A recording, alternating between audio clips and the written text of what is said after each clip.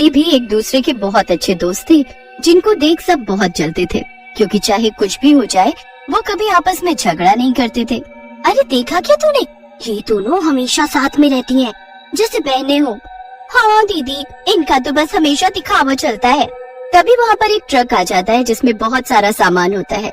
लगता है हमारी कॉलोनी में कोई बहुत अमीर आदमी रहने वाला है।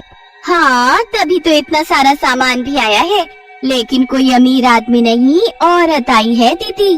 अरे ये कितनी सुंदर है, जितनी अमीर उतनी ही खूबसूरत भी है ये तो। रीमा और काजल उसको देख ही रहे होते हैं कि तभी शालू और अंजलि भी वहीं आ जाते हैं। ये कौन आया है, इसे तो पहले कभी यहाँ नहीं देखा। शायद यहाँ नई नई रहने आई है।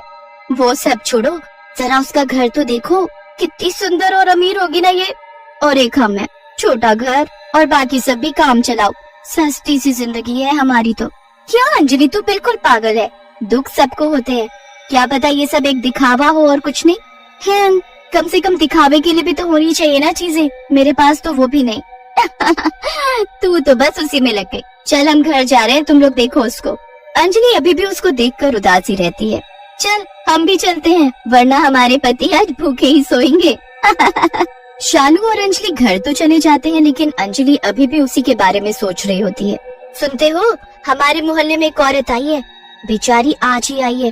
क्या पता उसके पास कुछ खाने के लिए है भी या नहीं। तो क्या मैं उसको खाने के लिए कुछ दे आऊं? दे आओ, लेकिन शालू को भी साथ ले जाना। हाँ, उसको भी लेकर जाऊंगी। लेकिन वो शालू को कुछ नहीं बताती है और उस नई औरत के घर चल देती है। पर जैसे ही वो वहाँ पहुँचती है, उसको बहुत तेज तेज बोलने की आवाज आती है। वो गेट के कोने से देखती है तो घर के अंदर एक चुड़ैल एक इंसान को बुरी तरह मारकर खा रही है और बोल रही है, मुझे और भी कुछ चाहिए, इससे मेरा कुछ नहीं हो रहा, मुझे और भूख लगी है। इतना सारा सामान देखकर भी कोई यहाँ नहीं आया, मुझे तो लगा था लोग मेरे पीछे पड़ जाएंगे। अंजलि वहीं बगीचे में छुप जाती है। तभी वहाँ एक लड़का आता है, उसके हाथ में कुछ खाने का सामान होता है। मैडम गेट खोलिए, मैं आपके लिए खाना लाया हूँ। मेरा खाना लाया है या मेरा खाना बनकर खुद आया है?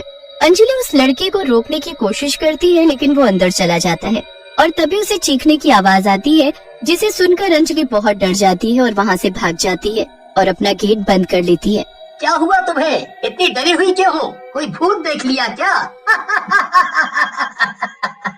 आप बस घर से काम पर जाना और वहाँ से सीधा घर आना। लेकिन हुआ क्या है, तुम तो खाना देने गई थी ना? हाँ, मुझे और कोई बात नहीं करनी, चुपचाप सो जाओ। अंजलि का ऐसा बर्ताव देखकर उसके पति को अजीब तो लगता है, लेकिन वो कुछ कहता नहीं और सो जाता है। अगली सुबह शाम अंजलि के घर आती है, लेकिन दरवाजा बंद देखकर वो वापस चली जाती है। ऐसे ही वो 2 से 3 बार आती है और गेट बजाती है, लेकिन गेट नहीं खुलता। पता नहीं क्या हुआ है अंजलि को, कल से निकली ही नहीं। मेरी किसी बात का बुरा तो नहीं लग गया? एक बार फोन करके देखती हूँ। शालू अंजलि को फोन करती है, लेकिन अंजलि फोन भी नहीं उठाती है। रात का समय होता है और चुड़ैल एक बार फिर बाहर निकलती है। मुझे बहुत ज्यादा भूख लगी है और आज तो सुबह से कुछ खाया ही नहीं है। क्या करूँ, क्या खाऊं जिससे थोड़ा मेरा मन शांत हो। थोड़ी दूर वो जाती है तो उसको एक आदमी नजर आता है जो अपनी चाय की ठेली को बंद कर रहा होता है। आज तो ग्राहक आते ही रह गए, इतना लेट हो गया है, अब तो घर चलता हूँ।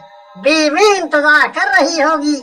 लगता है कि अब तेरी बीवी हमेशा ही इंतजार करेगी, क्योंकि आज तो नहीं बचने वाला। मुझे बहुत भूख लगी है। चाय वाला पीछे घूमता ही है कि तभी चुड़ैल उसको मार डालती है। इसको भी खा लिया, लेकिन फिर भी पेट नहीं भरा। तभी उसको एक और आदमी दिखता है और वो उसको भी खा जाती है और फिर अपने घर चली जाती है। अगली सुबह एक औरत के रोने की आवाज आती है। कोई सुन रहा है? यहाँ मैं बहुत परेशान हूँ, मेरे पति नहीं मिल रहे हैं, किसी ने उन्हें देखा हो तो मुझे बताओ। वो कल रात से गायब है, पता नहीं कहाँ होंगे, कैसे होंगे। लोगों को लगता है कि वो ऐसे ही खो गया होगा, लेकिन रात में एक गार्ड भी घूम रहा होता है और उसको भी वो चुड़ैल पकड़ कर खा चुकी होती है। ऐसे ही वो रात रात में 2-3 लोगों को पकड़ती है और सबको भुक्खड़ों की तरह खाती जाती है। अंजलि ये सब अपने घर की खिड़की से देख रही होती है। ना जाने ये चुड़ैल कब यहाँ से जाएगी। रोज भुक्कड़ की तरह लोगों को मार कर खा जाती है जैसे कोई गाजर मूली हो। तभी वहाँ से एक सब्जी वाला जा रहा होता है। चुड़ैल अपने औरत वाले रूप में जाती है। लगता है अभी सब्जी वाले की बारी है, काश मैं कुछ कर पाती। भाई साहब, कैसे सब्जी दी? रात हो गई है मैडम, अब सब्जियाँ खत्म हो चुकी हैं, अब दोनों सब्जी नहीं मिलेगी। अच्छा तो चलो मेरे साथ। मैं आपके साथ कहाँ चलूं? मुझे घर जाना है, और अब जब मेरे पास सब्जी ही नहीं है तो मैं जाकर क्या करूँगा? औरत बहुत गुस्से में आ जाती है और उसी के साथ अपने असली रूप में भी आ जाती है, जो एक चुड़ैल का होता है। मैंने कहा ना, चल जल्दी, मुझे बहुत भूख लगी है। नहीं नहीं, मुझे नहीं जाना, कोई तो मुझे बचाओ, ये चुड़ैल मुझे मार डालेगी, बचाओ बचाओ। सब सो रहे हैं, कोई तेरी पुकार नहीं सुनेगा। अंजलि एक बार फिर कुछ नहीं कर पाती और ऐसे ही दिन रात लोग गायब होते रहते हैं और सबको वो चुड़ैल खाती रहती है। फिर एक दिन सबकी मीटिंग बुलाई जाती है।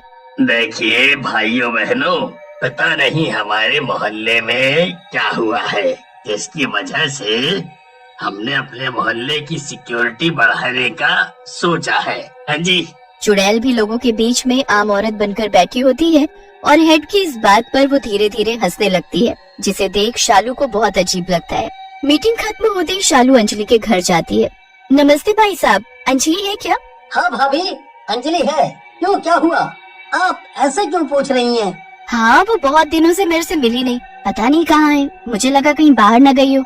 हाँ, वो थोड़ी अजीब सी हो गई है, जब से वो और आप उस नई औरत को खाना देकर आए हो तब से ही। लेकिन मैं तो कहीं नहीं गई उसके साथ। इतना बोलते हुए शालू अंजलि के घर में घुस जाती है, जहाँ अंजलि ये सब सुनकर बहुत रो रही होती है। क्या हुआ, तू ठीक है ना? रो क्यों रही है इतना? तेरी तबीयत ठीक है ना? मुझे आप दोनों माफ कर दो, मैं बहुत डर गई थी, इसीलिए मैं किसी से कुछ नहीं बोल पाई। मैं लालच में उसके घर गई थी उस दिन, लेकिन जब मैं वहाँ गई तो मैंने देखा कि वो औरत नहीं है, वो एक चुड़ैल और वो एक इंसान को मारकर खा रही है और बहुत भयानक लग रही है। उसको देखकर मैं बहुत डर गई। फिर मैंने देखा एक लड़का कुछ देने आया था, शायद खाना, लेकिन उसको भी उसने मार दिया। ऐसे ऐसे करके वो रोज रात को लोगों का शिकार करती है और उनको मारकर खा जाती है और किसी को पता भी नहीं लगने देती कि वो एक चुड़ैल है। क्या बोल रही है तू? वो इतनी अमीर और सुंदर औरत एक चुड़ैल है और वो लोगों को गायब कर रही है? ये तुम क्या बोल रही हो? तुमने हमें पहले क्यों नहीं बताया? अंजलि, तुम्हें हमें पहले बताना चाहिए था, शायद हम बाकी लोगों को बचा लेते। मुझे पता है ये सब बहुत गलत हुआ है, तभी मैं तुम लोगों से माफी मांग रही थी। मेरी वजह से कितने लोग मारे गए, मुझे तुम लोगों को पहले बता देना चाहिए था, जिससे इतने लोगों की जान बच जाती। और आज भी वो एक इंसान को लेकर गई है और खिड़की से देखो, वो वहाँ से साफ दिखती है। शालू और अंजलि का पति खिड़की पर जाकर देखते हैं तो वो चुड़ैल एक इंसान को बहुत जल्दी जल्दी और भुक्कड़ की तरह खा रही होती है। ये कितनी भयानक है। तुम लोग जाओ, मुझे बहुत डर लग रहा है, मैं कहीं नहीं जाने वाली अब, और हम घर में रहकर उससे बच सकते हैं। अब भी तुम बस अपने बारे में सोच रही हो, बाकी लोगों का क्या? चलो, चुपचाप हमें जाना पड़ेगा, वरना वो और लोगों को मार डालेगी। चलो, लेकिन मैं बाहर ही खड़ी रहूंगी, इससे ज्यादा मैं नहीं कर पाऊंगी, मुझे बहुत डर लगता है। हाँ ठीक है, बस तुम चलो। इतना बोलकर शालू, अंजलि और उसका पति रात और गहरी होने का इंतजार करते हैं और फिर रात को चुड़ैल के घर के पास जाते हैं और घर को चारों तरफ से घूम कर देखते हैं। अब भी चुड़ैल अपने घर में ही होती है और सो रही होती है। तभी शालू की नजर चुड़ैल के घर के पीछे रखे मिट्टी के तेल पर पड़ती है। वो देखो, उस डिब्बे में क्या है। शालू उस डिब्बे को जल्दी से उठाकर वो तेल डालकर जला देती है, जिसको देख सारे कॉलोनी वाले बाहर आ जाते हैं। तभी उस घर में से एक भयानक चुड़ैल जलती हुई बाहर आती है, जिसको देख सब डर जाते हैं और पीछे हो जाते हैं। इससे पहले कोई किसी को कुछ बताता, सबको खुद ब खुद समझ आ जाता है कि ये जो चीजें हो रही थी वो किसने की है और लोग गायब क्यों हो रहे थे, और वो चुड़ैल सबके सामने जलकर राख हो जाती।